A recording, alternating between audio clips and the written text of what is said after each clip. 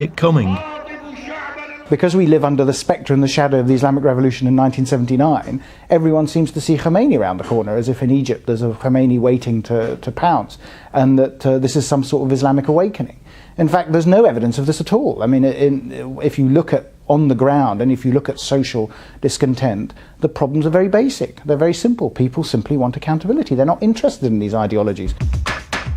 In the fantasies of the American right, as with the Glenn Beck show for Fox News, the collapse of dictators in North Africa leads to an Islamist revolution that spreads to Europe. There are three powers that you will see really emerge. One, a Muslim caliphate that controls the Mideast and parts of Europe.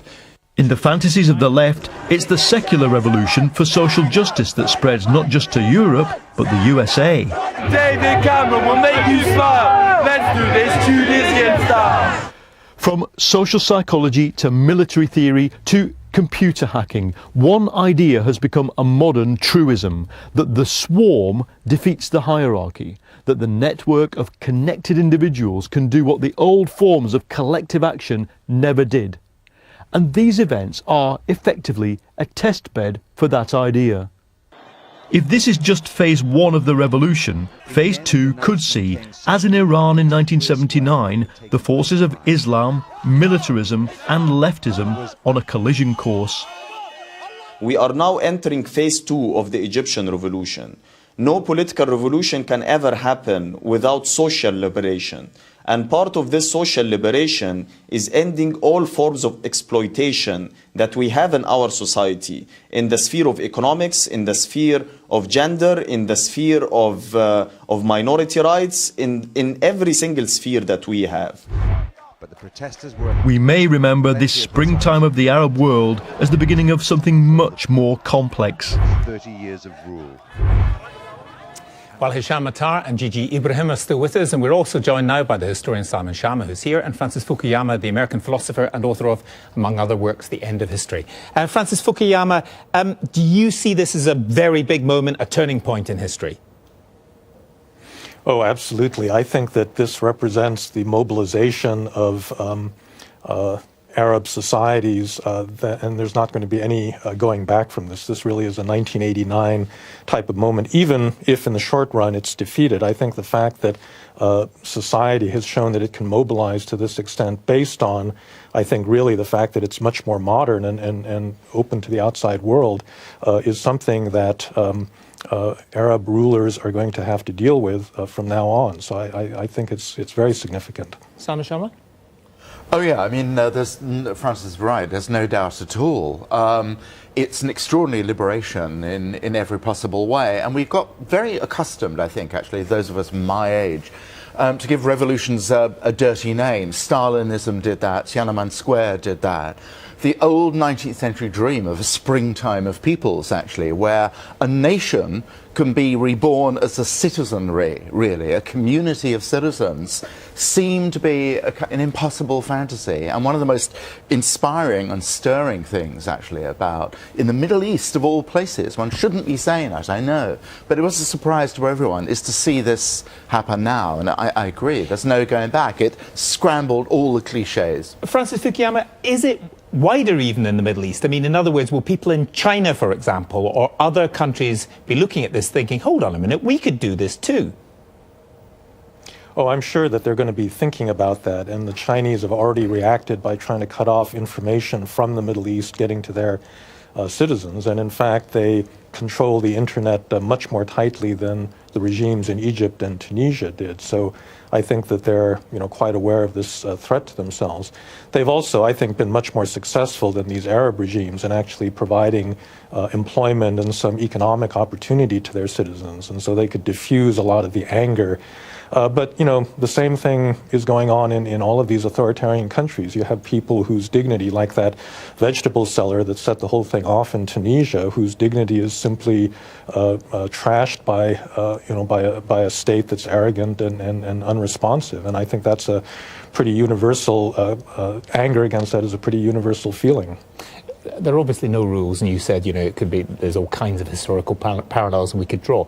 But in some revolutions, it's the most determined people who win. The Bolsheviks finally took over the Russian Revolution in Iran. That went a particular way, but it didn't start out that way. I mean, is that still a concern if you look at how revolutions turn out? It sure is. I mean, there's a seasonal tempo to an extraordinary degree. How many revolutions can one think of starting in December? None, pretty much. There's an amazing sense, actually, of springtime rebirth in France in 1848, in February, March, depending on a calendar, in St. Petersburg, and so on. Summer is a tough time. The crucial thing to bear in mind, as was said very eloquently early on, this cannot be sustained without paying attention to social and economic issues.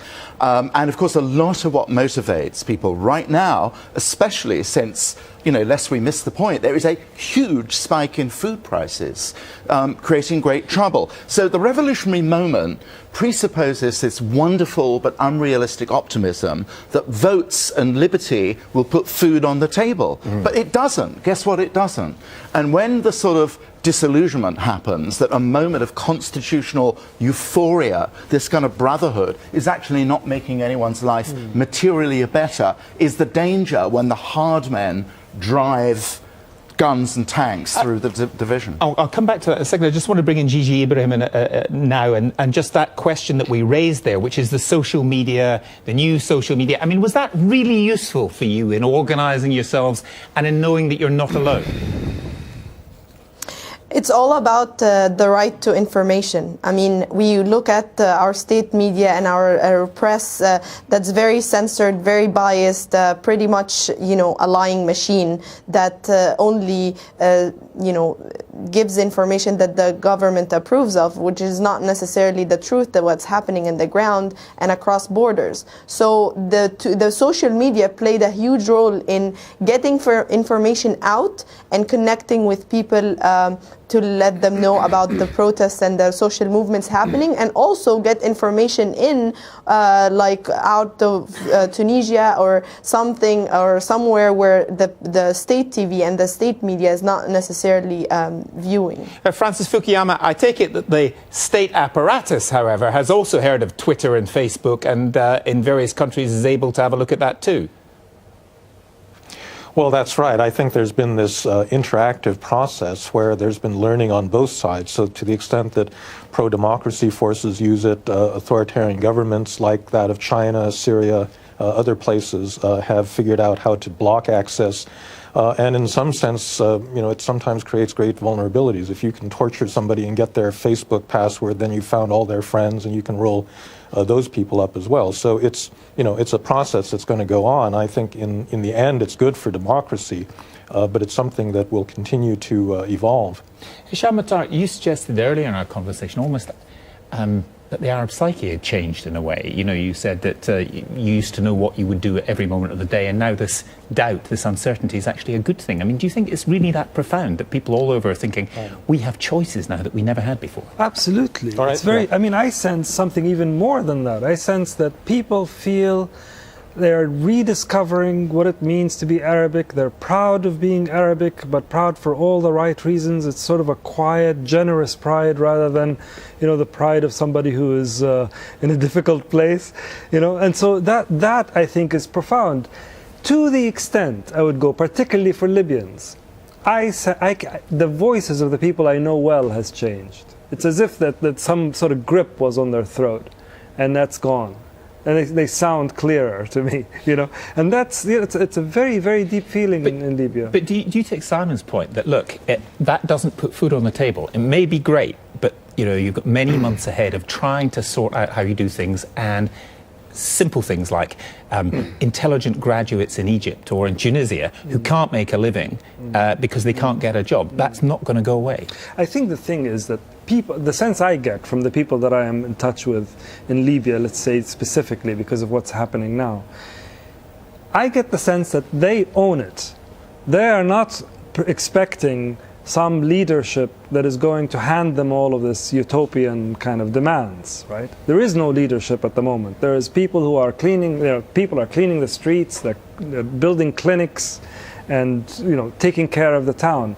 And this in itself is an educative process. It teaches people what it means to be a society. For Francis Fukuyama, just what you've been hearing there, I mean, does that in a way cheer you up and fire you up when you hear that sense of optimism that we just heard? Oh, no, absolutely. I think that this is, this whole uprising has killed so many cultural stereotypes that somehow the Arabs were different from other people because they didn't participate in the big wave of democracy in the 1990s. I think it really shows that they want to be as much of the modern world and are as educated and aware of what's going on as any other people in the world. So I think it's a tremendously optimistic moment. I know you have to go off to do another event, so thank you very much for joining us, Francis Fukuyama. I mean, that is quite extraordinary too, and there is a stereotype, or there has been a stereotype. Arab democracy, you can't have it. Yes, I think it's wonderful to have it refuted, really. I mean, all one's cliches, really, about which human societies are somehow, it's what the British used to say about India, really. We can't ever go because actually Indians will just, they're not ready. It's the sort of seem to have managed quite well. Yeah, exactly. It's amazing, the moment when a culture suddenly has the kind of maturity neon light goes on. It's ridiculous. It's a ridiculous pretension of Western presumptuousness, actually. Gigi Ibrahim, when you heard that, you must have heard it all the time. The Arab countries are not ready for democracy. There's divisions between Sunni and Shia. There's divisions between different parts of the country. I mean, what do you think? Because there still is an element of truth in that, isn't there? Not really. I mean, this was an Orientalist discourse that has been really happening over and over and over from the West. We get it always. We even see it in the media, in the Western media, always, empowering this Orientalist stereotype. And this revolution, or these revolutions, really have defied every single stereotype. And the world has to see now that the Arab world is no different than any other world. Even Muslim people, you have a rise of Islamophobia in the States right now, and this is really showing Christians and Muslims praying together, fighting for democracy, hand in hand.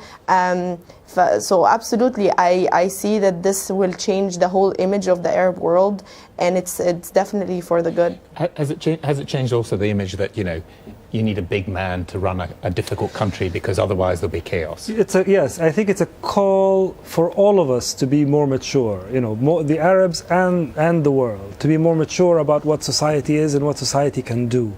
And the thing is that there are very important questions to be asked about the role of certain countries in helping these dictators stay, in power for longer and become more powerful. These are very important conversations to be had for us all to have. But I think also the sense I get is that people in the West are genuinely enthusiastic and happy. I'm incredibly happy. I mean, didn't think to see this happen in my lifetime, but so much for the stupidity of the historian. I do want to say, though, we're in a moment, and we should relish it as we're doing. It's like getting new oxygen, a formless euphoria.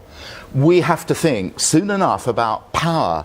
We absolutely have no idea. We sort of all think it's not an Islamist moment. I absolutely think that it's not an Islamist moment, but you can't make power out of Twitter. You just cannot do it. And what's around the corner could be dark and military, or it could be genuinely democratic and continue to be self-empowering. Thank you all very much.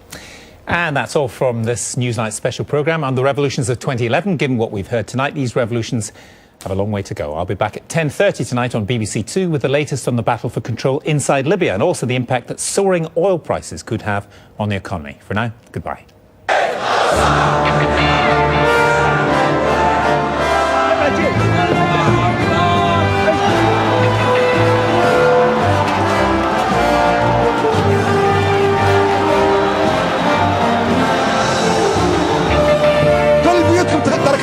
نبحث عن منزل معمر القذافي.